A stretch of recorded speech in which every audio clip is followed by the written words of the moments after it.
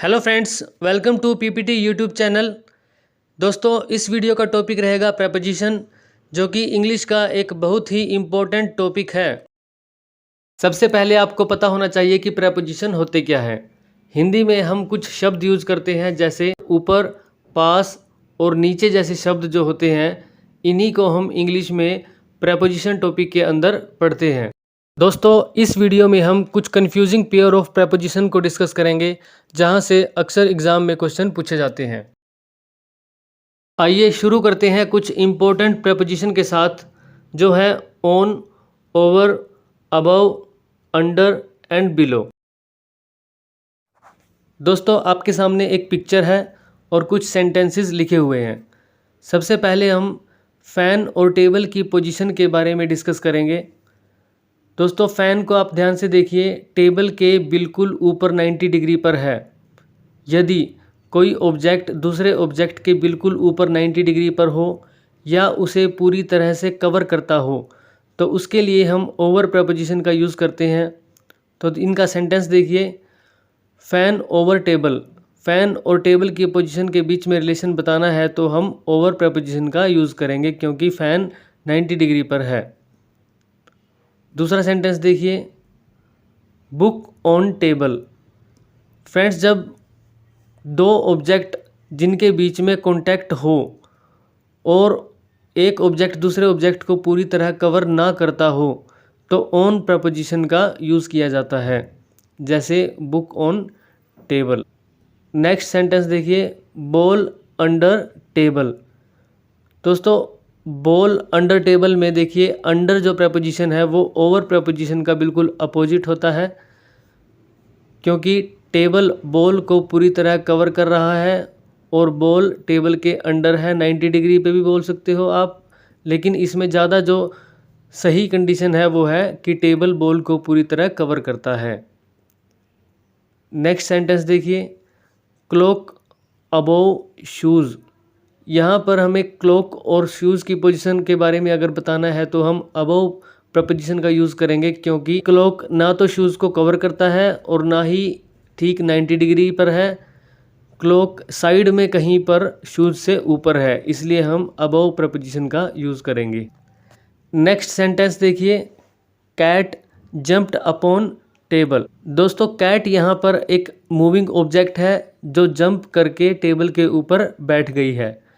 तो यहाँ पर हम जब एक मूविंग ऑब्जेक्ट दूसरे ऑब्जेक्ट के ऊपर आता है तो हम अपॉन प्रपोजिशन का यूज़ करते हैं।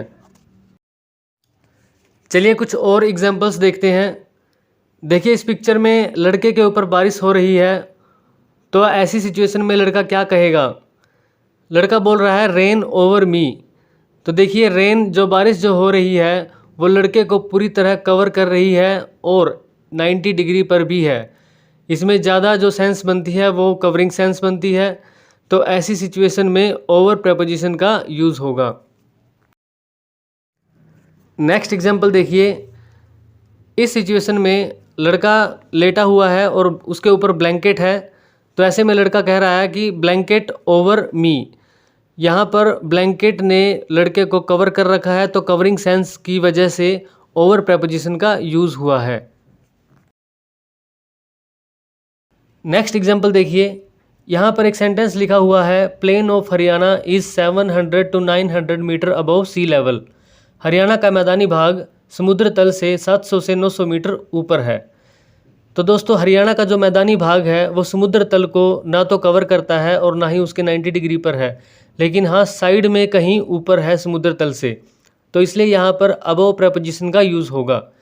यदि हरियाणा का मैदानी भाग समुद्र तल से नीचे होता साइड में कहीं, तो इसके अपोजिट बिलो प्रपोजिशन का यूज़ किया जाता। नेक्स्ट प्रपोजिशन देखिए, इन एंड इनटू। यहाँ पर दो सेंटेंसेस दिए गए हैं। पहला सेंटेंस है, कॉइन इन द ग्लास। सिक्का ग्लास के अंदर है। दूसरा, कॉइन फेल इनटू वाटर। सिक्का पानी के अंदर गिर गया। तो दोस्तों, इन और इनटू दोनों का मीनिंग अंदर या में निकलता है। अगर दोनों का मीनिंग सेम है तो डिफरेंस क्या है? डिफरेंस है मीडियम का। मीडियम यानी हवा, पानी या कोई सॉलिड चीज़। दोस्तों जब जब मीडियम चेंज नहीं होता, जैसे कोई ऑब्जेक्ट हवा से हवा में ही रहता है, तो इन प्रपोजिशन का यूज़ होता है।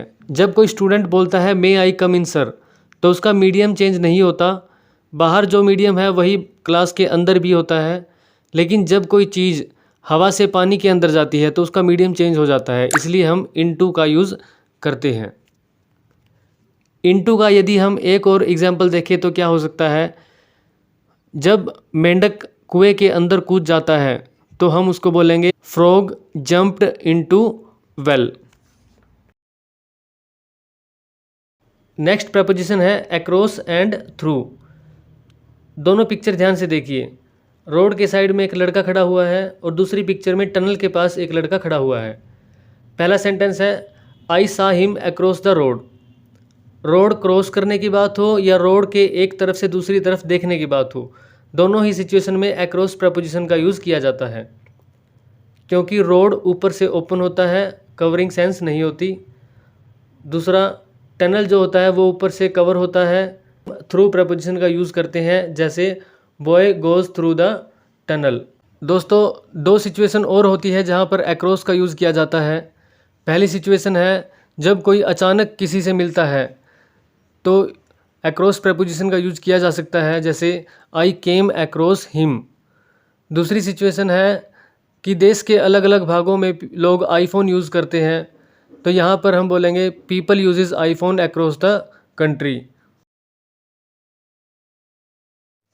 नेक्स्ट प्रपोजिशन है ऑन टू प्रपोजिशन। पिक्चर को ध्यान से देखिए। यहाँ पर एक आदमी चलते हुए घोड़े पर जंप कर रहा है, तो सेंटेंस देखिए man jumped on to horse. जब दोनों ऑब्जेक्ट मूविंग हो तो ऑन टू प्रपोजिशन का यूज़ किया जाता है। नेक्स्ट प्रपोजिशन है ऑफ एंड फ्रॉम। पहले हम ऑफ प्रपोजिशन को देखते हैं। दोस्तों जहाँ पर नेचुरल एक्शन या बिना सोचा समझा कोई एक्शन हो, वहाँ पर ऑफ प्रपोजिशन का यूज़ किया जाता है। जैसे सेंटेंस देखिए leaves fell off the tree. पेड़ से पत्तियाँ गिरती है, इसमें नेचुरल प्रोसेस है, तो यहाँ पर ऑफ प्रपोजिशन का यूज़ किया जाता है। दूसरी सिचुएशन देखिए, आपने अक्सर मेट्रो में सफ़र किया होगा, तो मेट्रो में मेट्रो के जो दरवाजे होते हैं उस पर लिखा रहता है कीप ऑफ द डोर, यानी कि आप अगर डोर से सट कर खड़े होंगे तो अचानक डोर खुलने की वजह से आपको चोट लग सकती है। तो इसमें आपका सोचा समझा एक्शन नहीं होता, अचानक कोई एक्शन हो जाता है। अब देखते हैं फ्रॉम प्रपोजिशन। फ्रॉम प्रपोजिशन का यूज़ वहाँ पर होगा जहाँ कोई सोचा समझा एक्शन लिया गया हो, जैसे man jumped from the wall. आदमी दीवार से कूदा, वह सोच समझकर कूदा है, इसलिए फ्रॉम प्रपोजिशन का यूज़ किया गया है। तो आई होप ऑफ और फ्रॉम प्रपोजिशन के बीच का अंतर आपको समझ आया होगा। ऑफ और फ्रॉम प्रपोजिशन यहाँ पर दोनों ही एक्शन के रेस्पेक्ट में यूज़ किए गए हैं।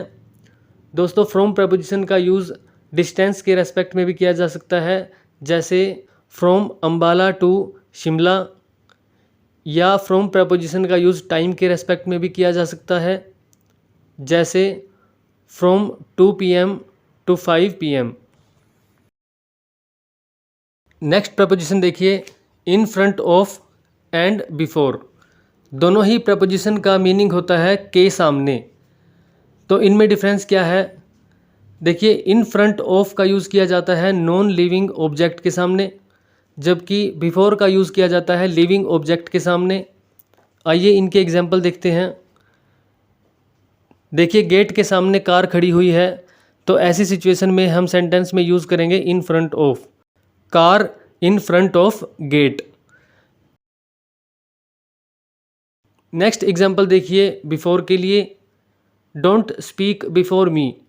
जब लिविंग ऑब्जेक्ट का केस हो तो बिफोर का यूज़ किया जाता है। नेक्स्ट प्रपोजिशन है बिहाइंड। बिहाइंड का हिंदी में मीनिंग होगा पीछे। सेंटेंस देखिए policeman running behind the thief. Policeman चोर के पीछे भाग रहा है। ऐसी सिचुएशन में बिहाइंड प्रपोजिशन का यूज़ किया जाता है। नेक्स्ट प्रपोजिशन है to and towards. To preposition final destination से रिलेशन बताती है, जहाँ पर फाइनली पहुँचा जाना है। और टुवर्ड्स प्रपोजिशन डायरेक्शन से रिलेशन बताती है कि वर्तमान में दिशा किस तरफ है। तो पहला एग्जाम्पल देखिए, boy is going towards shop, यानी लड़का दुकान की तरफ जा रहा है। लड़के की डायरेक्शन फ़िलहाल दुकान की तरफ है। दूसरा सेंटेंस है, boy is going to school, यानी लड़का स्कूल जा रहा है। फाइनली लड़के को स्कूल पहुंचना है। आई होप टू और टुवर्ड्स के बीच का डिफरेंस आपको समझ आया होगा। नेक्स्ट प्रपोजिशन है बिटवीन एंड अमंग। जहाँ पर दो पर्सन या दो ऑब्जेक्ट की बात हो तो बिटवीन प्रपोजिशन का यूज़ किया जाता है। जहाँ पर दो से अधिक पर्सन या ऑब्जेक्ट की बात हो तो अमंग प्रपोजिशन का यूज़ किया जाता है। सेंटेंसेस आप ध्यान से देख सकते हैं। पहली पिक्चर में दो पर्सन बात कर रहे हैं तो डिस्कशन बिटवीन देम। दूसरी पिक्चर में दो से अधिक पर्सन बातें कर रहे हैं या डिस्कशन कर रहे हैं तो सेंटेंस क्या होगा, discussion among them.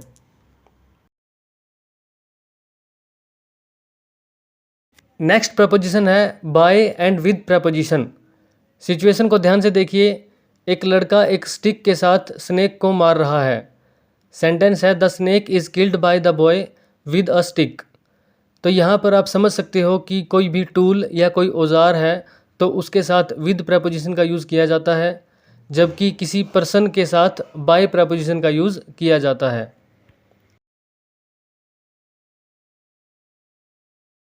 Next preposition है along and along with. Along का मीनिंग होता है साथ साथ और अलोंग विद का मीनिंग होता है के साथ। सेंटेंस देखिए, Ram is going along the road along with his son.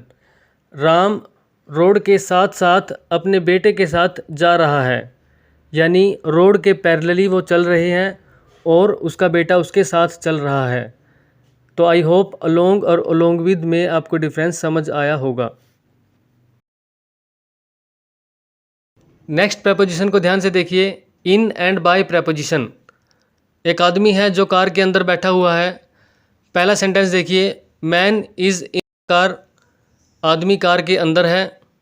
दूसरा सेंटेंस है man is going by car, तो आदमी कार से जा रहा है। आई होप ये दोनों प्रपोजिशन आपको आसानी से समझ आ गए होंगे। नेक्स्ट प्रपोजिशन है सिंस एंड फॉर प्रपोजिशन। दोस्तों, सिंस और फॉर प्रपोजिशन आपने टेंसेस में भी पढ़ी होंगी। सिंस प्रपोजिशन का यूज़ पॉइंट ऑफ टाइम के लिए किया जाता है, जहाँ से कोई एक्शन शुरू होता है। पॉइंट ऑफ टाइम कोई भी हो सकता है, जैसे since morning, since 10 o'clock, since 10th of October, since 2010। For preposition का यूज़ ड्यूरेशन ऑफ टाइम के लिए किया जाता है, जितनी ड्यूरेशन के लिए कोई एक्शन होता है। ड्यूरेशन ऑफ टाइम कोई भी हो सकती है, जैसे 2 hours, 2 weeks, 2 months या 2 years। सेंटेंसेस देख सकते हो। सिंस के लिए he has been sleeping since morning. For के लिए he has been sleeping for 2 hours। I hope since और फॉर आपको समझ आया होगा। नेक्स्ट प्रपोजिशन है बिसाइड एंड बिसाइड्स। बिसाइड का मीनिंग होता है पास में और बिसाइड्स का मीनिंग होता है के अलावा। सेंटेंस देखिए, सिट बिसाइड हिम, उसके पास बैठो, यानी बिसाइड का मीनिंग यहाँ पर हुआ पास। बिसाइड्स के लिए he is a singer besides a teacher, वह एक अध्यापक के अलावा एक गायक भी है। तो बिसाइड्स का मीनिंग यहाँ पे होता है के अलावा। तो फ्रेंड्स, ये थे कुछ इम्पोर्टेंट पेयर ऑफ प्रपोजिशन जो अक्सर एग्ज़ाम में पूछी जाती हैं। अगर आपको वीडियो पसंद आई हो तो लाइक करें, शेयर करें और सब्सक्राइब करें। Thank you.